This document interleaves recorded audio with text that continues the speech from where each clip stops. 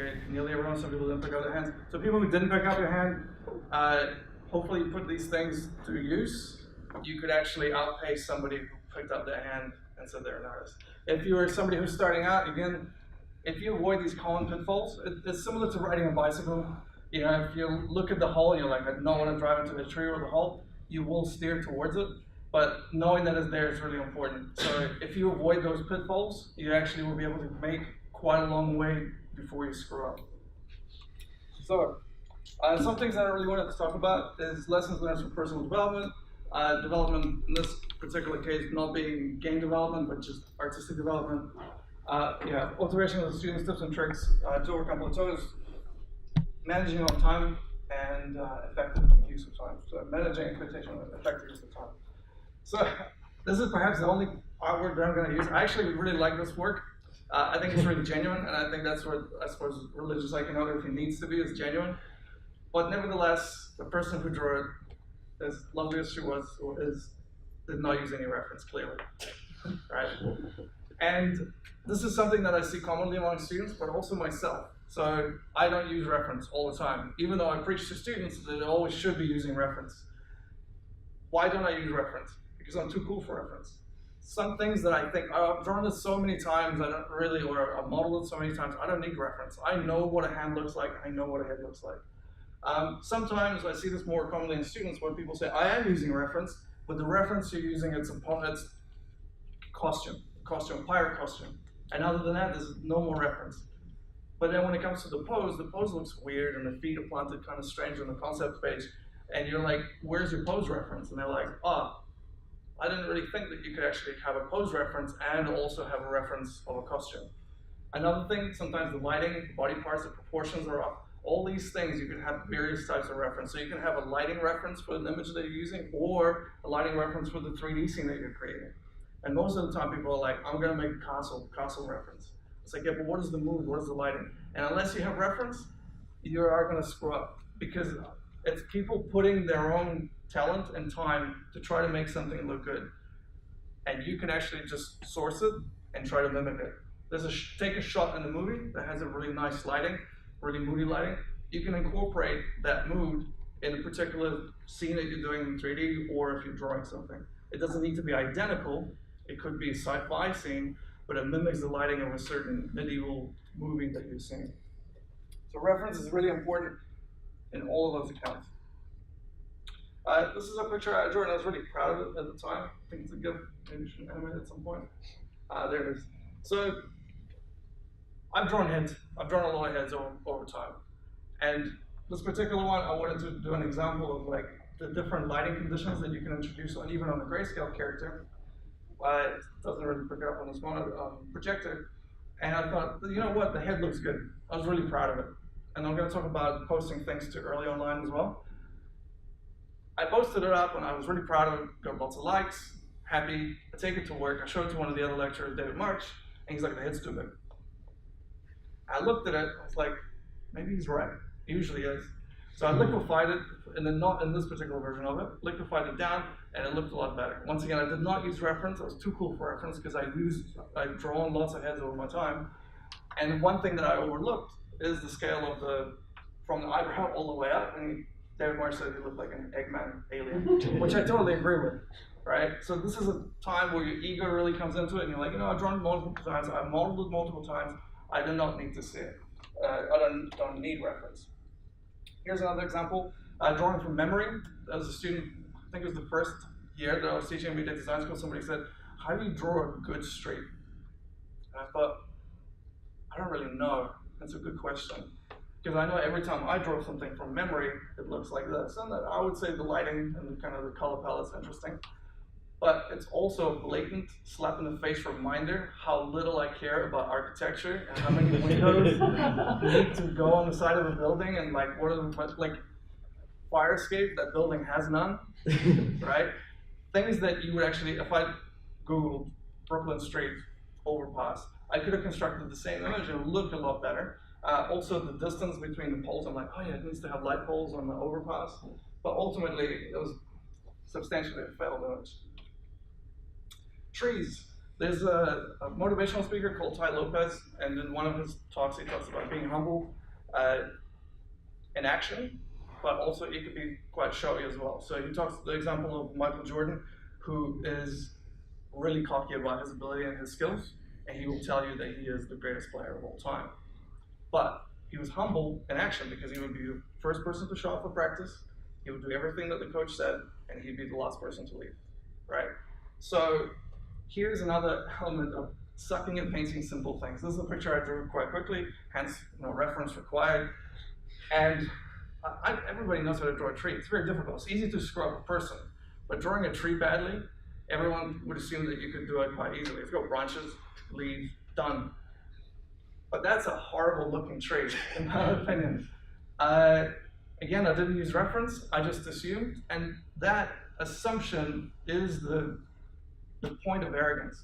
Where you're like, you know what, I got this, it's all right. And that's when you screw up. So if you suck at the moment, if there's people who are doing 2D art or 3D art, that little moment where you're like, no, it's okay, I don't need to Google this, I don't need to search this. That is the area you're gonna suck at. Be it super huge foreheads, be it trees, be it landscapes, drawing a castle. I'm gonna draw a castle from memory. What does a castle from memory look like? One of the first year things that we do media design with students is we say, draw a police officer from memory. It's a New Zealand police officer. And you go, and they draw like something between an American sheriff and, because from memory, it's like they wear blue, but what kind of blue? Most people forget that New Zealand police officers actually have short sleeve shirts most of the time, right? What does the badge look like? So drawing from memory, I mean, if you want to test your memory, this is what you're going to get. It's a cool memory exercise, but it's not necessarily going to make a good piece. In a book called Seven Habits of Highly Effective People, Stephen Covey talks about the idea of production and production capacity balance. So production, the way he uses the example, you need to use your teeth. If you didn't use your teeth, they would be in amazing condition until you died, because you didn't eat, you're not using them to eat anything, right? But if you don't brush your teeth or take care of them, they're gonna fall out eventually as well. So you need to make sure the production side of it's taken care of, but you're also not abusing it as well. So I think a lot of times an artist can get rusty. You know the tools and you're like, you know what, I know the tool, I know Photoshop, I'm not gonna use it for a while, I'll just focus on 3D. When you get back to it, you are gonna get rusty. So you need to take care of it. On the flip side of it, you can't just grind your way into quality. It's very difficult to do so. Sometimes you might be drawing and modeling and it's just not coming out the way you want it to be.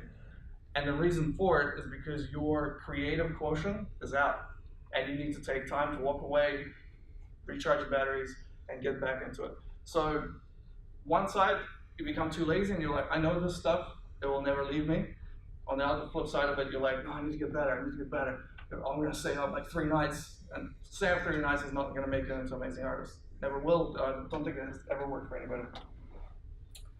Assuming that you don't need a warm up, if you think about it, I'm just gonna use an athletics example. All the famous tennis players, you don't just throw a racket into their hand and they just start swinging and doing amazingly. Even the most pro players need a warm up. So if you haven't drawn in a long time, if you haven't molded in a long time, if you haven't used a certain package, you need to do a few failed, like the other picture I was going to use is our writers say, write for the bin, model something for the bin, draw something for the bin.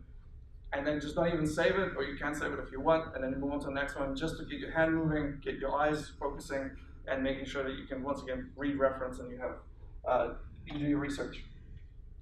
Comparing yourself to others is another mistake that most of the artists make. Once again, ever since I discovered about digital painting, I wanted to be like Craig Mullins. And the thing is, there's comparing yourself to other artists. There's 2 different types of comparison. Why you suck, but also what makes that art good. So if you're comparing yourself to somebody else and you're going, what is so brilliant about the way Craig Mullins does with gestural concept paintings, you could actually glean some interesting information that's going to help you improve. On the other hand, if you're just saying, man, it's so much better than what I do, which is also a form of comparison, it's not an effective question to be asking your subconscious state to get anything useful out of it. Also, yeah, when you idolize somebody, you try not to pick it apart because you want to keep them up on that pedestal. And we don't offer constructive criticism to ourselves. Here's an amazing picture by illustrator called Asaf Hanuka.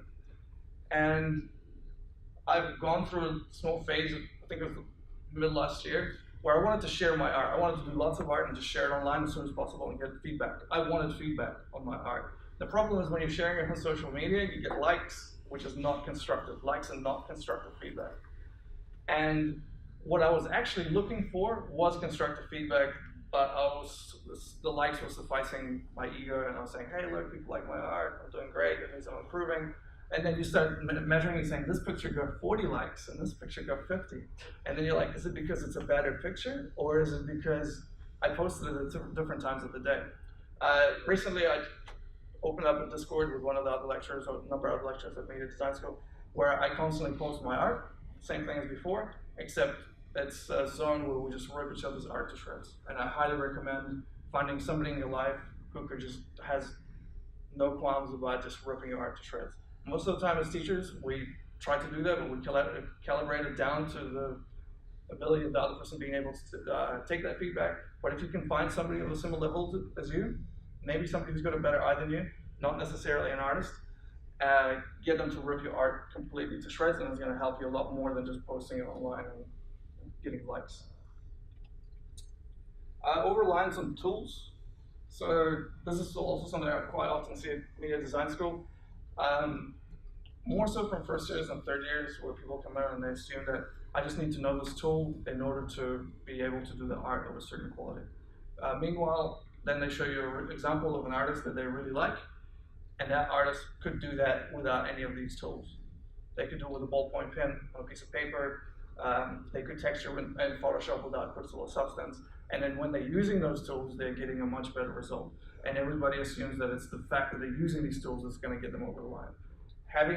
Downloading brushes, there's a famous meme, or famous for me at least, where somebody photoshopped a homeless man who's holding a sign, a cardboard sign, and they erased what it would say, and it said, I need new Photoshop brushes to suffice to make up for the lack of skill that I have.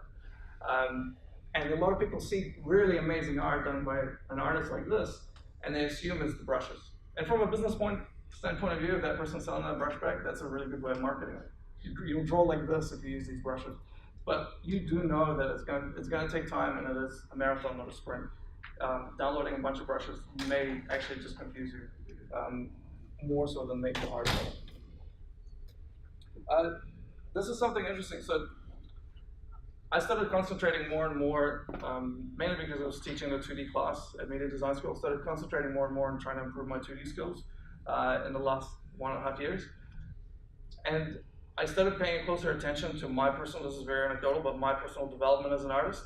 And one thing that I've noticed is that your skills constantly keep going up, but the quality of the art you produce kind of goes up and down. It's like a stock exchange. It goes up a little bit and goes down a little bit, and it wavers from image to image.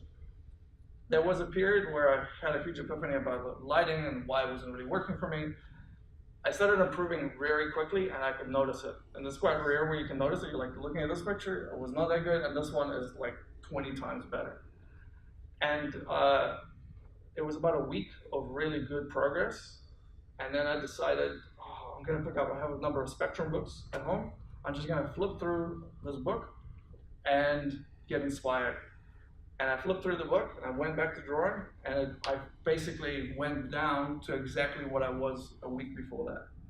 And my theory with that is, psychologically, or on a subconscious level, we can't help ourselves but to tug ourselves in a direction of an inspiration that we have. And once you overburden yourself with too much information of various styles and different artists, on a subconscious level, it's scattering. It scatters your mind, and you can't actually concentrate. And that's why I fell back to my default, which is the guy with the big head, the crappy tree, or whatever else I usually draw. So I recommend being very cautious of where you seek inspiration. And the example that I wanted to use is Parasite words. I'm sure most of you who study or work with other people, and somebody who comes in and says, hey, primo, and then you keep hearing them say primo, and then after a little while, it becomes part of your lexicon, and you're like, primo, I'm like, I didn't used to say that, but now it's my thing. And these words come and go. But if words can come into your lexicon subconsciously like that, passively, so can art. So whatever you're putting yourself into, movies that you watch, the books that you're watching, the Pinterest boards that you have, all these things are tugging you into various directions, which is why certain artists who focus on a single style advance much quicker than somebody who's trying to be a jack of all trades. Wasting time online. Now, a few weeks ago, there was a thunderstorm in Auckland, and you know that thing that you usually do when you see a flash of light, and you count it, 1, 2, 3, 4. You're like, oh, probably 4 kilometers away. So there was a lightning strike, a flash of light, and I went, and before I could say 1, the thunder hit, and the lightning was quite close to where I was living at the time, or still live now. The power was not cut even though the lights flickered, but the internet went out, and I didn't have internet for a whole week. And I have to admit that even though I'd like to think that I'm pretty good at managing my time on the internet, that was the most productive week I've had drawing and art in general the last 2 years.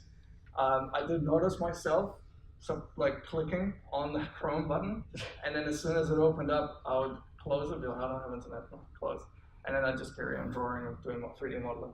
But I think it's effective to see if you can unplug, kind of like a fast of, because we are getting a lot of information, and as I said earlier, it is tugging in various directions. So kind of unplugging yourself and just focusing on the art, if you have tools that are not reliant on being online all the time, I think is highly efficient. And I think even if you're not an artist, whatever that is you do, a lot of your time potentially is being wasted and you don't even know about it. It's different than, if you know about it, you can kind of try to manage it.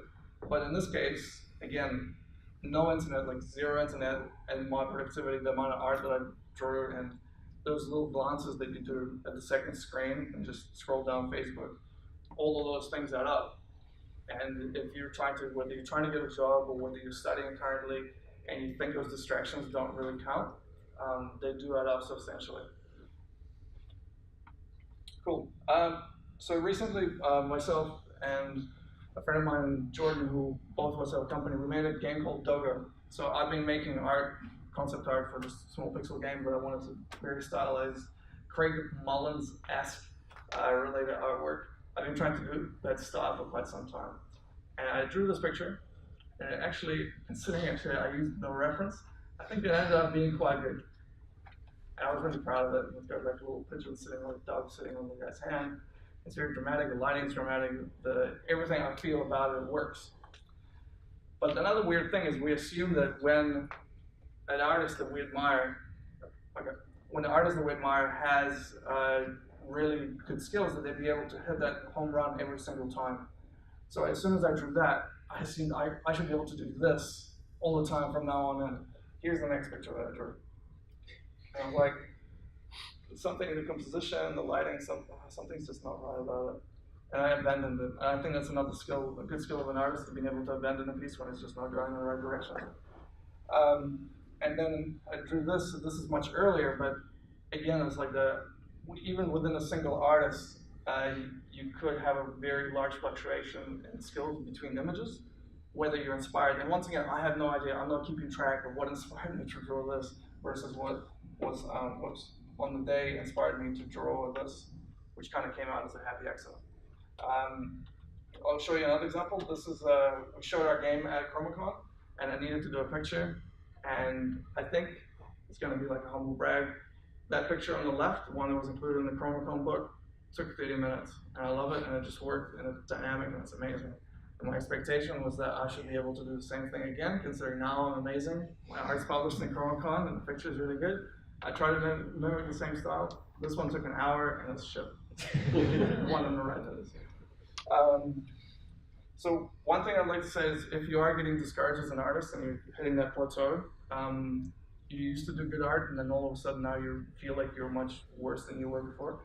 Open up some of your old work that you know that you were capable of, just to remind yourself what you did do, and that you know that you can do it.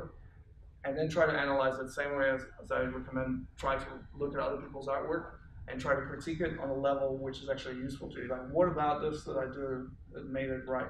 Open up the layers, flip through them, and be like, ah. And sometimes you discover that you did things that naturally just kind of spurred out of you that consciously you were not actually aware of. Cool. Is that time? Awesome. Thank you, everyone. With fluctuation, how it goes up and down.